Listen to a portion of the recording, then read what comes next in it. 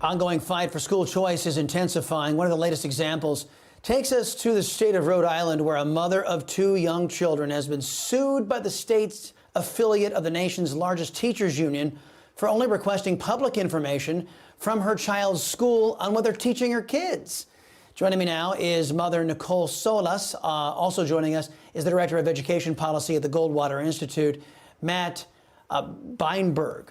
Welcome to you both. Nicole, we'll begin with you. The union sued you back in August after you made hundreds of requests for public information records. Where's your case stand right now?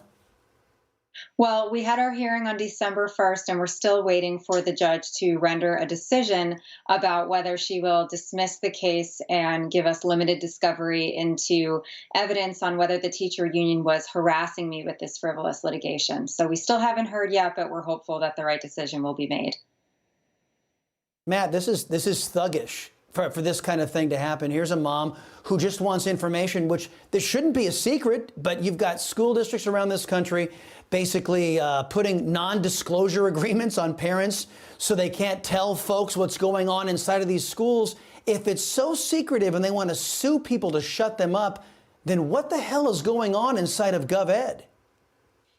Yeah, it's a great question, and we do see attacks on parents all over the place, right? We had that infamous letter now from the School Boards Association, the administration, basically equating parents with domestic terrorists and really treating parents like Nicole as enemies as opposed to partners who are working on behalf of their kid. We're seeing politics infused in the classroom. It's time that we empower parents like Nicole and we give them the tools to actually see what's being taught to their kids. And so we're actually seeing a groundswell now across the country of efforts to bring transparency to that kind of content. So across the country now, I think parents like Nicole are about to see, that kind of victory and say it's time that we get politics out of the classroom. We don't make you jump through records requests and make you go through all these hoops. Let's open it up and let you see what's being taught to our kids. Well, Nicole, you wouldn't be having these problems if Republicans and Democrats actually gave you school choice. If you had the power of the purse and these left-wing administrators, these unions relied upon your goodwill for the money that they get, then they wouldn't be suing you and they wouldn't be trying to bully you right now.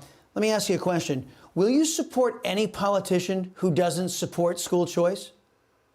Absolutely not. I mean, the success of my children depend on their school, and it depends on their school to have academic transparency first and foremost. To begin with, we need to know what they're learning, and then we need to decide if we want our kids to be learning the specific materials that they're teaching them in their school. If we don't want them teaching that, then we should have the ability to bring our children to another school using our tax dollars, because we need to fund students instead of systems. I won't vote for any politician that doesn't support my child's right to an education.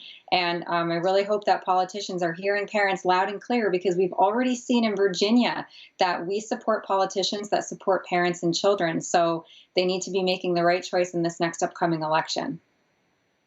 Yeah, Matt, and you know what? These people in GovEd will tell you that their number 1 priority is this failed system. They'll actually tell you, oh no, we must protect government education. The kids don't even come into the conversation.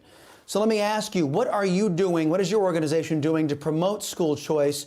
And how can parents get involved if they believe that the money should follow the child, not failed institutions like GovEd?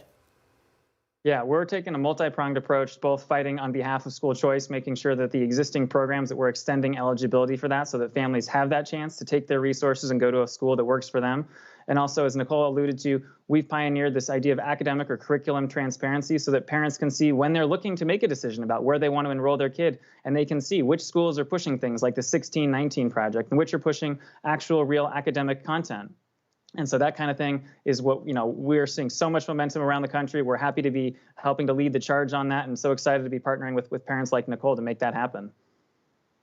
Yeah, this program is probably one of the few leading the charge to give parents a voice, and the power of the purse is the biggest voice the parents deserve in this country. Matt Beinberg, Nicole Solas, thank you very much, guys. Appreciate the time. Hey, I'm Rob Finnerty. Thanks for watching. If you enjoyed this video, please join the conversation in the comments below. Don't forget to subscribe, too. Hit the bell icon to be alerted to breaking news. And remember, there's a whole lot more on Newsmax TV, America's fastest growing cable news network. Newsmax TV, we're real news for real people.